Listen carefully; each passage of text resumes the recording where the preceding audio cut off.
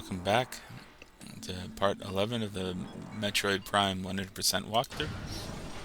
Right, we are going this way. We haven't gone this way before, but here's some zoomers with some power bomb ammunition, conveniently to get rid of this debris. I will say you get a nice look of the impact crater in this direction, and over here some Talon 4, some rock face. These gamers will perpetually, or zoomers will perpetually spawn to give you power bomb ammunition. Coming back over here. Oh, jeez. Don't fall in the lava.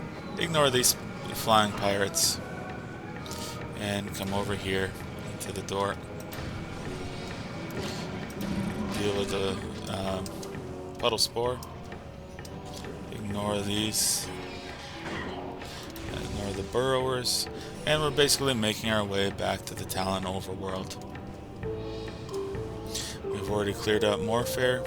Or not Norfair, we've already cleared out Magmore Caverns. So our job is just to really go there, back to the Talon overworld as fast as we can.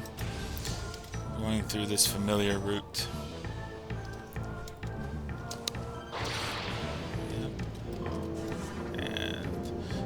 Ball through here. And alright.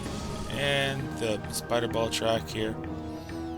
Again, we'll just jump in the lava. The Phazon suit offers some additional protection. So finally enter the elevator, make our way up to the Talon overworld. We really only have a handful of scans and just a couple of items to pick up along the way. I've been deliberately not collecting these items. So here we can use the plasma beam to blast away these zoomers.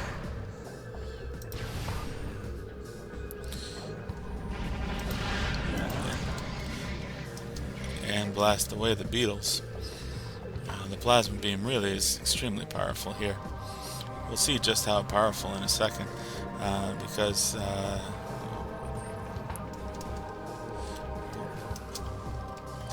so some zoomers here, and more zoomers, more ammunition. If we look up there, there's a blood flower. And one of the things we can do is we can just fire plasma shots at the blood flower. And, oh, what that?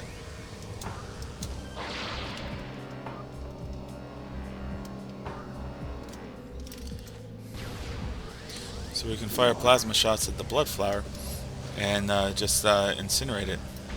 Just like with these gamers here. So that's really handy. So we can climb up this root cave here. You can hear the sounds of some power items. And once again we can see that there is rain landing on this invisible platform, where we can use the X-ray visor, go on these invisible platforms, make our way over into this particular option.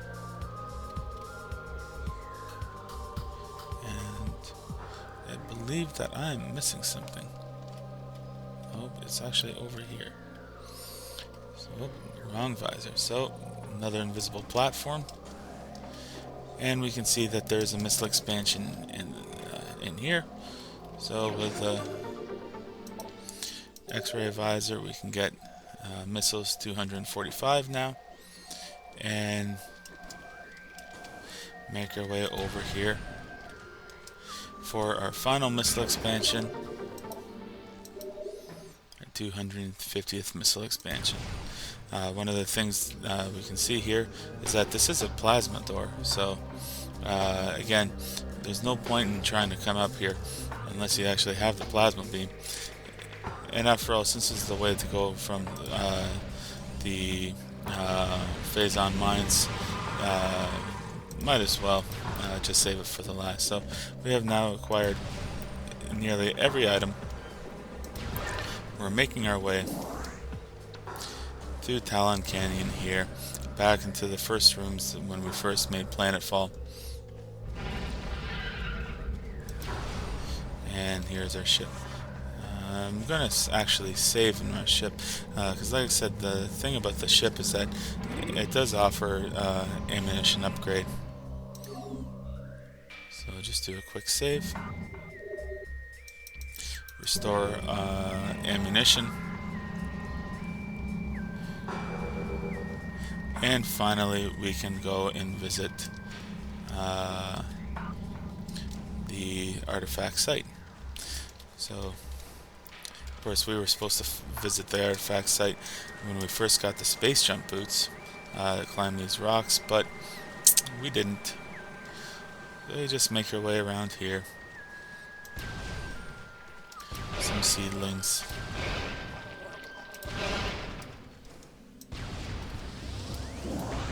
And some tangleweeds too. When we enter the impact crater for the first time, we're greeted to a look at it. We basically have this kind of floating rock attached with this umbilical cord looking thing here. A few scans. So, log 10.308.0. Field team reports are in on aged structure of alien design built on the surface of Talon 4. Studies show this structure projects a containment field. This field bars access to a prime source of energy within a deep crater. Science team believes the field is powered by a number of strange Chozo artifacts. We have found some of these relics, and studies on them have begun. As this field could hinder future energy production operations on Talon 4, we must dismantle it as soon as possible. If this means the destruction of the Chozo artifacts, it will be done. So, the pirates are extremely keen on collecting these Chozo artifacts, just like we are keen on collecting the Chozo artifacts. And in case you're wondering, the 12th artifact, which is really the very first artifact that you're supposed to collect, is right here. There are a couple of Chozo lore here that we can scan. So, throughout our living nightmare, as we battle with this unyielding darkness, we Chozo see a light. This light glows with promise, chasing the shadows cast by the great poison and purifying that which has grown toxic. It is strange, though. At times it looks to our eyes as if the light coalesces into a figure of a woman. Burning brightly, the luminescence descends from space, then retreats back into the infinite blackness from whence it came. When this prophecy comes to pass, when the light recedes, the Chozo's long vigilance of containment will finally come to an end. So, once again, we're the chosen one, and the Chozo foresaw our coming. Somehow. Last Chozo scan. The containment of the great poison. This task has fallen to the Chozo, and we will not flee from our duty, even as we suffer with the land and its creatures. We will pour our will into the 12, the artifacts that, which brought together, form the lock that holds this great evil at bay in the depths of the planet. This lock must stand up to all who might come to assault it. To preserve the power of the seal, and to protect it from those who would meddle for their own designs, we will spread the artifacts across the land, hiding them from prying eyes. The lock must never open until the day comes when this disaster can finally be put right. Well, so now we'll descend into the artifact site, and there's the final artifact.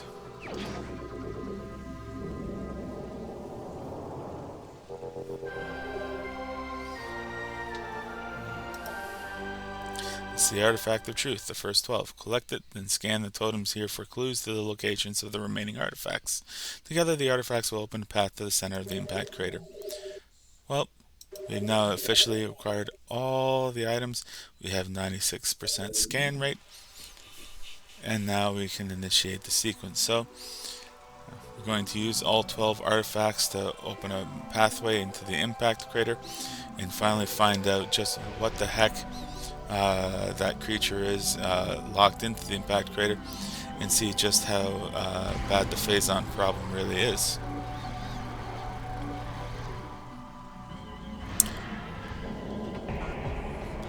Of course, it couldn't be that easy.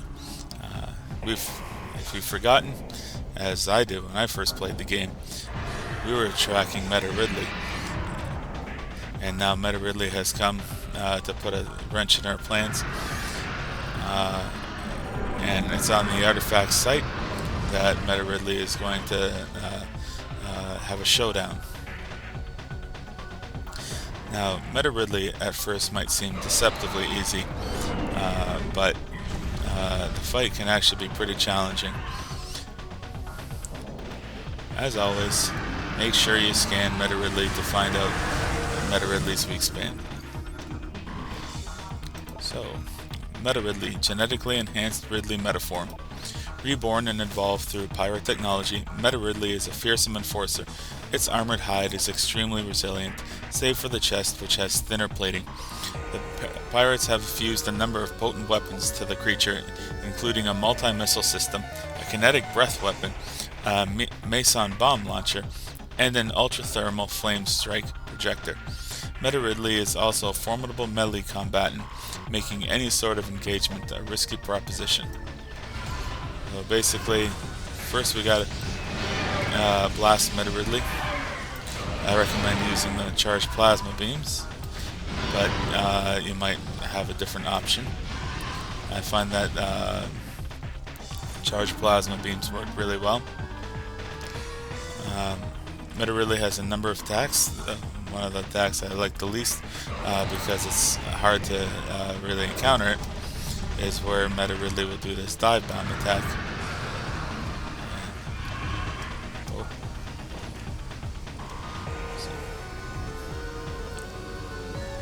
So here comes Meta Ridley again with a dive bomb attack. We can see the projectiles that Meta Ridley brings. Use your radar to help figure out where Meta Ridley is going to go.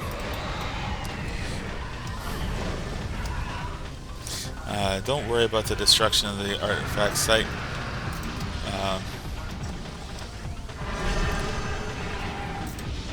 So Meta Ridley will at times land and swat at you.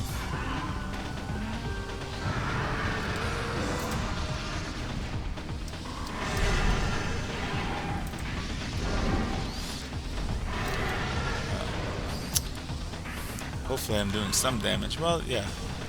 I got Meta Ridley to about half health now. I will say it's deceptive because Meta Ridley has two phases to the fight. So the first phase is much easier than the second phase. Just try to avoid the cluster bombs. You know, shoot at Meta Ridley if you can.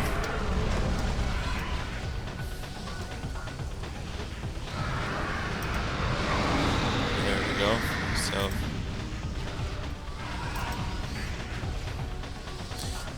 once again, Meta Ridley, and I really think it's one of the parts I really don't like, is that the first phase, while it's quite a bit easier, is also drawn out with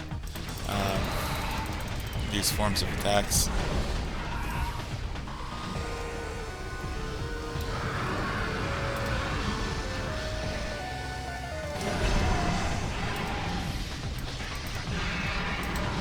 So here we just want to again fire shots at Ridley.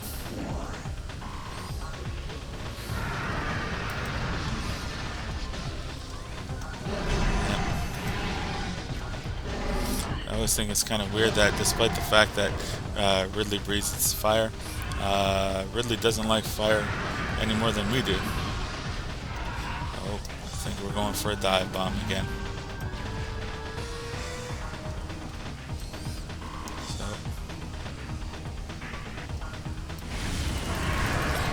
I have no idea if I... Oh, jeez. You know, I'm trying to hit Meta Ridley here. I'm trying to engage the second phase of the fight.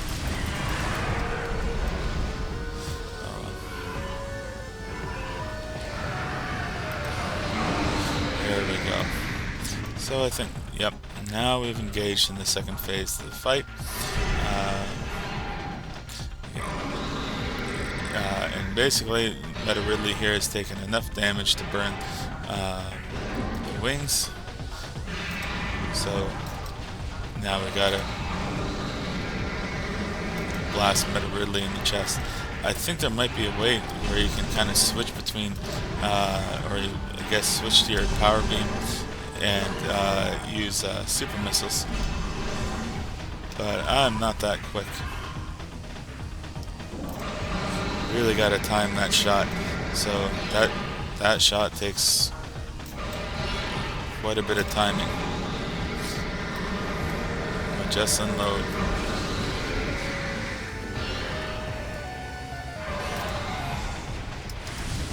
Nope, jump over the fire breath. And again. Oh, almost missed it.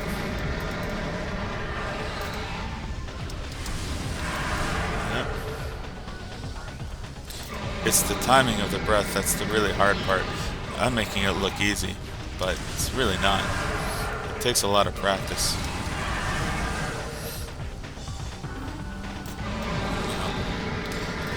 Yeah, be careful not to anticipate too much, like I did. Anyway, not much longer. And finally, when Meta Ridley has taken enough damage, Chozo artifact site will come to life. Presumably the Chozo ghosts, the ones who aren't fanatically defending the various sites in the Chozo ruins, are helping you here. From beyond the grave, they're going to restore the temple artifact, or the artifact site, the way it's supposed to be. And now you can enter.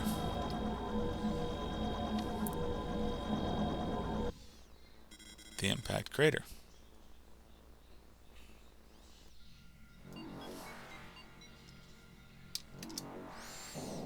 Alright, there's the final save station over there. But we're not going to use the save station. Instead, we encounter some red phazon here. Within this red phazon, where we can scan it, limited data is on unknown material available. Material is highly radioactive. You will take damage from direct contact. Mutagenic qualities at least 86% greater than phazon. Unshielded bioforms below index level P will suffer fatality within moments. So, and here we have, if we can scan these guys. Here we go. Morphology. Lumigek. Phazon-charged reptiles. Natives of Talon 4, the Lumigeks travel in swarms to increase their odds of survival. They absorb and radiate phazon energy, making these swarms a threat. Well, at least this one I can understand why you would want to have a different scan for these, because after all, the Lumigeks, they only exist in the impact crater. And they're the only swarms that do. One of the more frustrating things is that this room, you have the long climb once again with a lot of other rooms. And you have some fission Metroids to deal with. Oh. Here's what I'm going to do. So once again,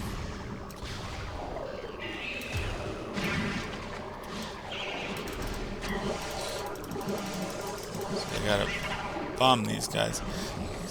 And I mean, what really makes Metroids really challenging and annoying to deal with is that they will attack you in midair, and if you fall off, well, there's an ammo recharge station there, and some fish here for some reason. The fish aren't scannable, but they exist. Oh. 2 more fission Metroids, so we are just going to powerbomb those guys out of existence. keep making the climb. After all, we will need power bombs, potentially. And finally, we enter the last of the morph ball phases. If you fall into the phazon here, or this red phazon, it's not the end of the world, but you will take damage, and there is that a little ramp on the far end to climb out of if you can't do the morph ball maze. But no biggie.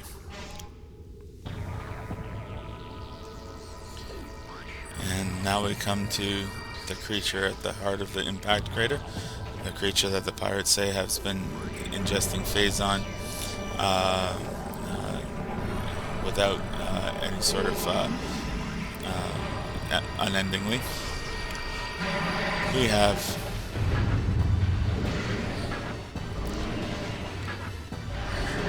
the final boss, and the first thing the final boss does is run away. Of course, you know, I mean, if I were seeing Samus Aran in person for the first time and I thought it was my enemy, I'd run away from Samus too. But we should have a look at this creature. Morphology: Metroid Prime, highly evolved phazon-producing life form. The aberration known as Metroid Prime is the source of phazon, making it immensely powerful. A genetic flaw makes it susceptible to certain weapons for brief periods. Only its head is truly vulnerable. Other attacks are a nuisance. Offensively, Metroid Prime has a number of natural and mechanical weapons at its disposal. These include ultra-frigid breath, multi-missiles, snare beams, and particle wave projectors. Its massive strength and barbed carapace make it lethal in melee combat. Recommended maximum firepower when engaging this enemy.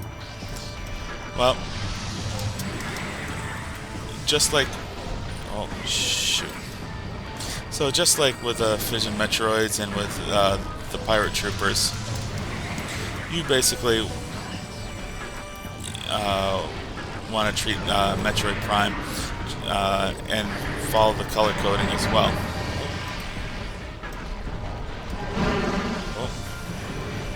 So here we can actually use the Wave Buster and have a look at the Wave Buster and see that, yep, it's just basically a continuous electrical beam that fires from Samus's arm cannon and automatically homes in on the nearest enemy. But the big thing is just to follow the colors, so green for power beam.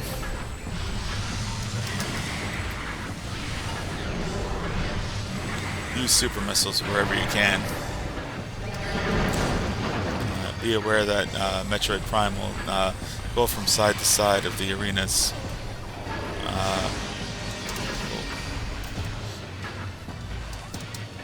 Yeah, don't hesitate to get too close. You know. And every time Metroid Prime receives enough damage, it'll go to the other side of the arena.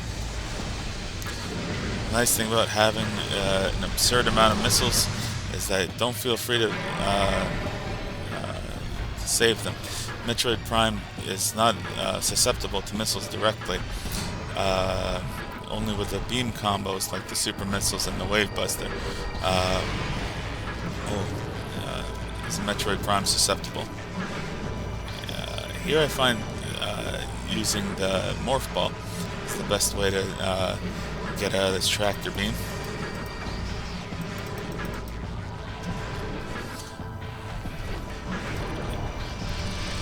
And you might think, okay, use the flamethrower, but like I said, no point in using the flamethrower. Charged plasma shots are more than enough.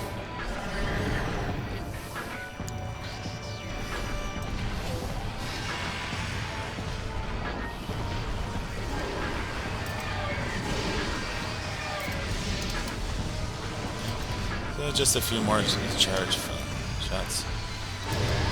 And again, in this particular phase, Metroid Prime will fire these projectiles, just like Metroid Prime itself. The projectiles are susceptible to a particular color coding. let's get close to Metroid Prime here. Nice.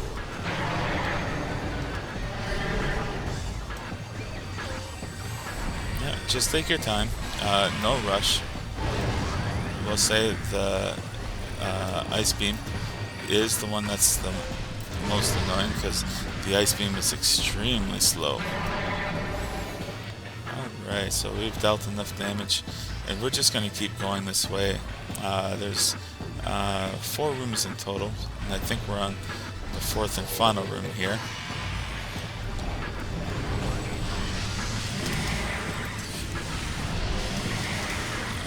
I think I missed with the super missile. As you can see, that Metroid's prime skin or shell here is will reflect just about any beam. So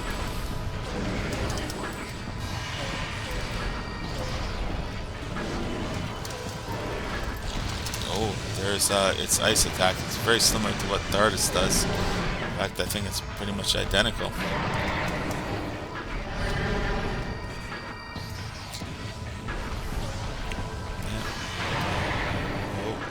Oh, jeez. Just came right for me. I wasn't expecting that. Alright, so we're gonna set Metroid Prime on fire with a plasma beam.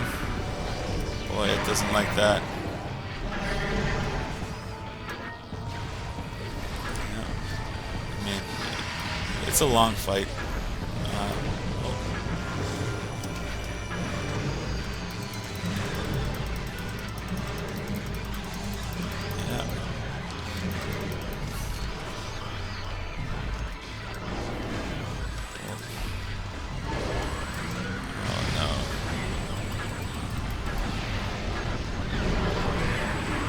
Now we have these power bomb.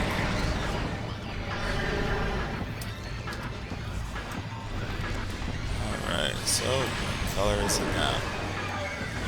We'll change color on a will. Yikes. Oh, come on. This is one of the things I don't like about the Ice Beam. It is very slow. Oh, and I got trapped in the Ice Beam. Alright, there we go. Oh, I believe I have defeated it. Of course, don't believe for a second that you've defeated it. You still want to have a good amount of health because we're going to encounter the second phase of Metroid Prime. And just like the Ridley fight, the second phase is the phase that I like the least either, but it's also significantly easier. This phase is very much more about health management more than anything else. So let's have a look and see what's going on. Morphology, Metroid Prime, the core essence of Metroid Prime. Scans indicate that the Phazon energy form of Metroid Prime is invulnerable to all conventional weapons. Excuse me. Only attacks from a Phazon-fused arm cannon will damage it. It generates pools of Phazon when it attacks. Use these to fuel your suit's Phazon weapon system. The entity can also spawn Metroids to assist it in battle, rendering itself invisible when it does so. Well, let's just have a look, because we should have all our scans. Oh, yep. All the pirate data. All the Chozo lore. All the creatures. I don't believe I missed one. There'll be question marks if I missed one. No, I believe we got them all. Yep. Oh, and we can even see the logbook. 100%. And all the research. And the artifacts, well, we get the artifacts every time we acquire artifacts, so... Oh. So Metroid Prime will, again, just like a lot of the bosses, emit these shockwaves, just like the Elite Pirates. Ooh. Those are pools of Phazon. We want to stand in those.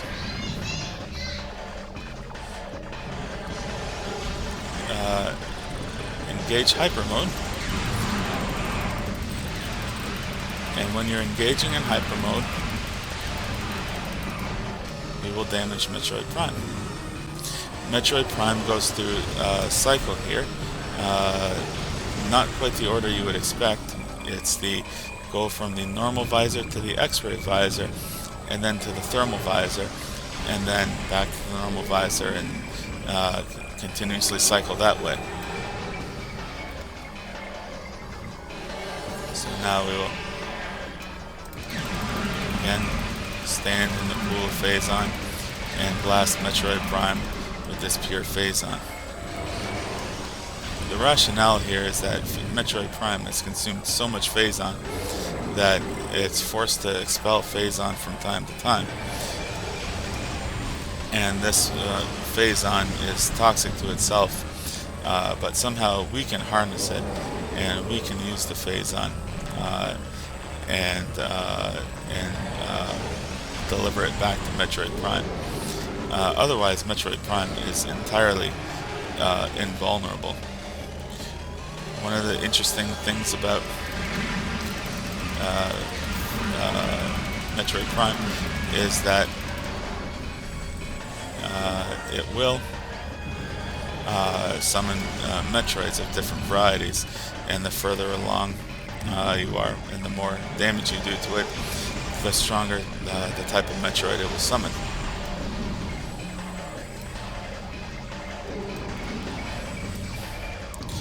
As you can see, just following along, I can try to blast with missiles.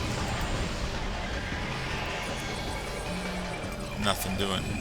It doesn't always summon pools of Phazon when it switches the visible spectrum. I just got to be on top of things. There we go. And so now we can see that Metroid Prime here has summoned a Hunter Metroid and a regular Metroid. This is why I want to keep the Power Bomb supply, because when Metroid Prime starts summoning Fission Metroids, it just might be easier. Certainly use the Phazon Beam to take care of whatever Metroids it spawns, and do it quickly.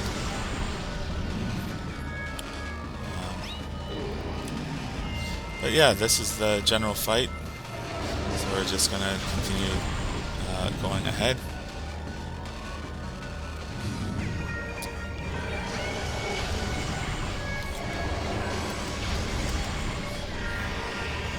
So we're back to the visible spectrum. Just keep dodging those shockwave attacks. It really is the only principal attack that Metroid Prime has. I think we have a couple of Hunter Metroids here. So here we're going to engage in Hyper Mode, blast Metroid Prime. There is a limited amount of time on the Phazon pool, so you want to make sure that you step into that Phazon pool and engage the Hyper Mode and take care of Metroid Prime as quick as you can.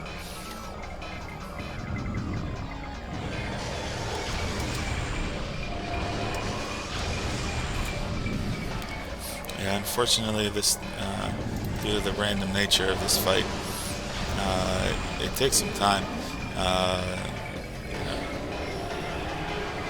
So definitely now we have some Fission Metroids. Definitely take care of the Fission Metroids with Hyper Mode Beam. Golly, I'm back to full health again.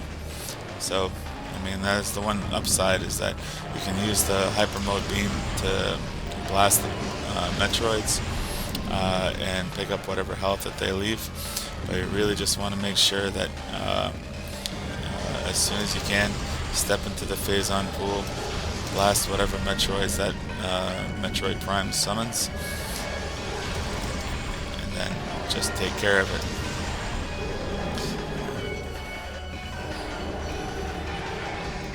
So, yep, here we are, Here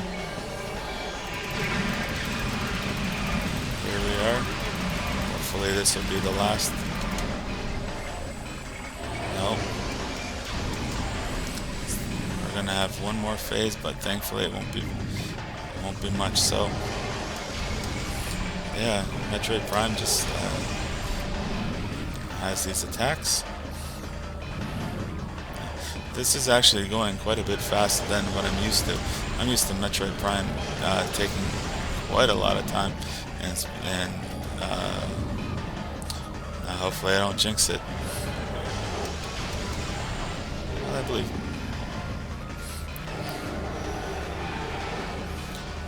Right. So here we are.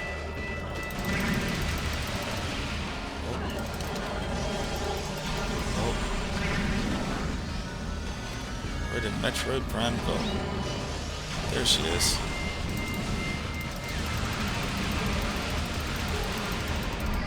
And we have finally defeated Metroid Prime. Oh, that was a little worrisome at the end, that I didn't have enough of that phase on there to deal the final blows. And now we get to see the ending cutscenes. Metroid Prime, in its kind of last-ditch effort to attack Samus, latches onto it with a tentacle and effectively steals the Phazon suit from the Omega Pirate. As Metroid Prime suffers its ultimate demise.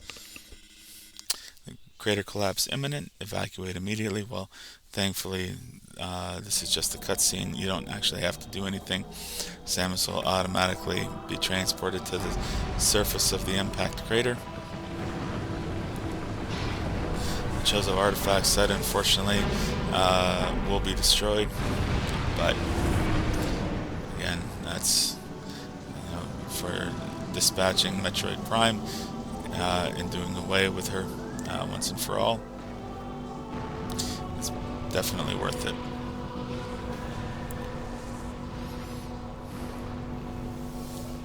So again, we get this nice scene where Samus takes off her helmet, kind of surveys the work that she's done fulfilling the prophecy.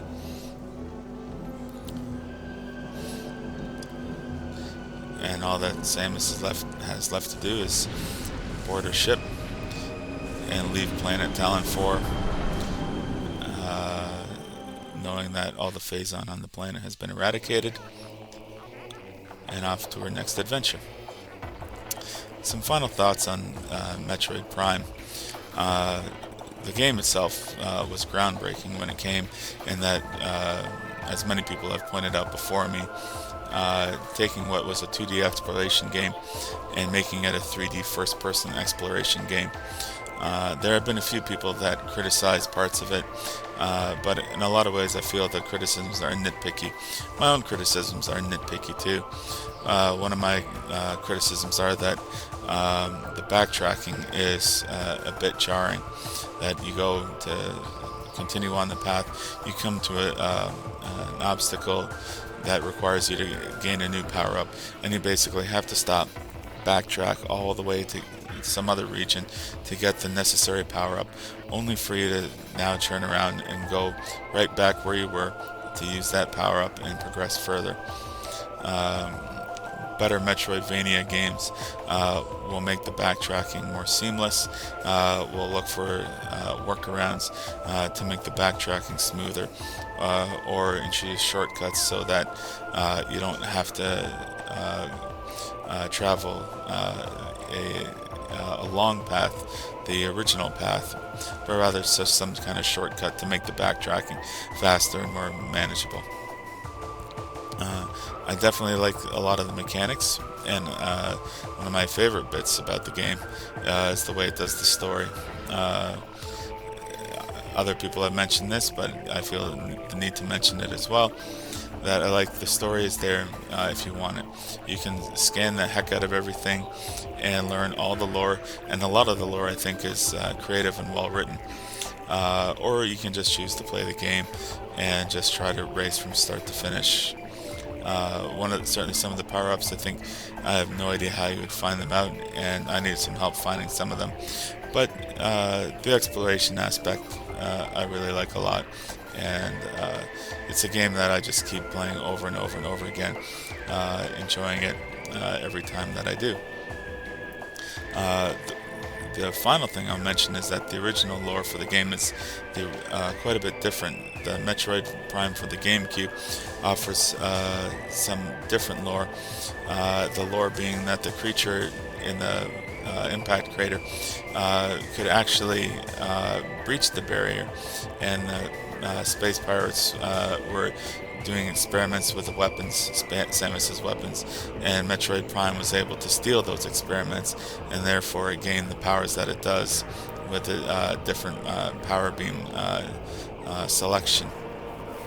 Of course, it doesn't make sense that the impact crater is supposed to be impenetrable, so how could it do that?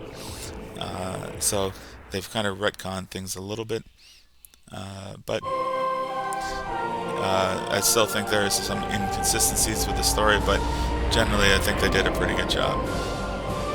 Overall, yeah, solid game. Highly recommend anyone who's interested in playing a Metroidvania to try it out.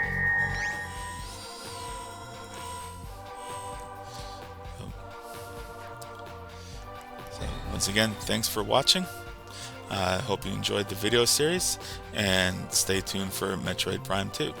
Bye for now. Oh, and before I go, we should look at the secret ending for getting 100% items. We see this bubbling pool of Phazon, which presumably is the active remains of Metroid Prime. And you see Metroid Prime reach a very human-looking hand out with an eyeball on the back. I kind of wish they kept the eyeball thing, but we'll see what all that means in the next game. Anyway, bye for now.